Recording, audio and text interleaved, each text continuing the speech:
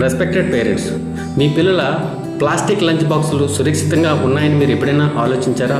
సరే, వాటిని ఉపయోగించే ముందు మీరు ఎందుకు 1-2 సార్లు ఆలోచించాలో ఈరోజు నేను మీకు చెప్పబోతున్నాను. వరప్రసాద్ యూట్యూబ్ ఛానల్కి తిరిగి స్వాగతం.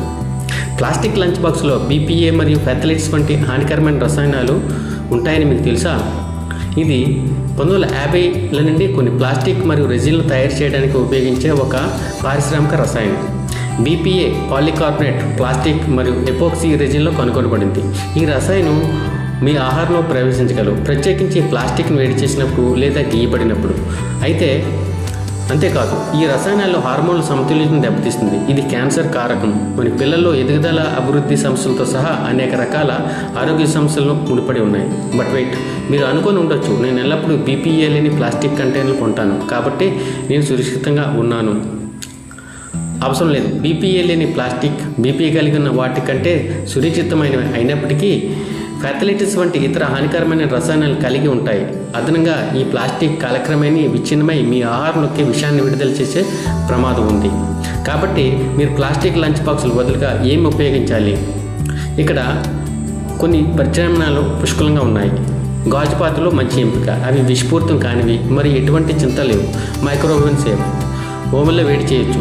స్టెయిన్లెస్ స్టీల్ కంటైనర్లు, ఇది మంచి ఎంపిక, మన్నికైనవి మరి మీ ఆహారంలో హానికరమైన రసాయనాలు విడుదల చేయలేవు. ఇంకో ముఖ్యమైన విషయం ఏంటంటే, ఈ మధ్య ప్లాస్టిక్ కవర్ చేయబడిన హాట్ బాక్సులు చాలా ఎక్కువ మంది తల్లిదండ్రులు ఉపయోగిస్తున్నారు. ఆహారం వేడిగా ఉంటుంది అని, లోపల భాగంలో స్టీల్ ఉంటుంది అని, కానీ దాని ప్లాస్టిక్ స్టీల్ మధ్య భాగంలో థర్మాకోల్ షీట్ ఫిక్స్ చేస్తారు వేడి తగ్గకుండా ఉండడానికి.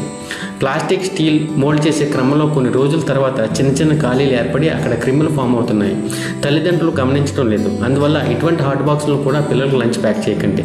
దానికి బదులుగా స్టీల్ బాక్సులు వాడండి. మీరు ఎప్పుడైనా బయట ఫుడ్, టీ, కాఫీ వంటి వేడివేడి ఆహార పదార్థాలు తీసుకురావాల్సి వచ్చినప్పుడు ఇంటి దగ్గర నుంచి ఫ్లాస్క్ కానీ క్యారియర్ కానీ తీసుకుని వెళ్ళండి. స్టీల్ బాక్స్లో తీసుకొని వాటిని ప్యాక్ చేయమని చెప్పండి. మన ఆహారాన్ని నిల్వ చేయడానికి మనం ఉపయోగించే పద్ధతులు చాలా ఉన్నాయి, గుర్తుంచుకోండి. ముఖ్యంగా ప్లాస్టిక్ లంచ్ బాక్సులు సౌకర్యవంతంగా అనిపించవచ్చు, కానీ అవి మన ఆరోగ్యానికి హాని చేస్తాయి. గాజు లేదా స్టెయిన్లెస్ స్టీల్ వంటి సురక్షితమైన ప్రత్యామ్నాయాలు మారడం ద్వారా హానికరమైన రసాయనాలని మనల్ని, మన పిల్లల్ని, ప్రియమైన వారిని రక్షించుకోవచ్చు. మరొక ముఖ్యమైన సమాచారంతో మళ్ళీ కలుద్దాం. ట్యూన్ చేసినందుకు ధన్యవాదాలు.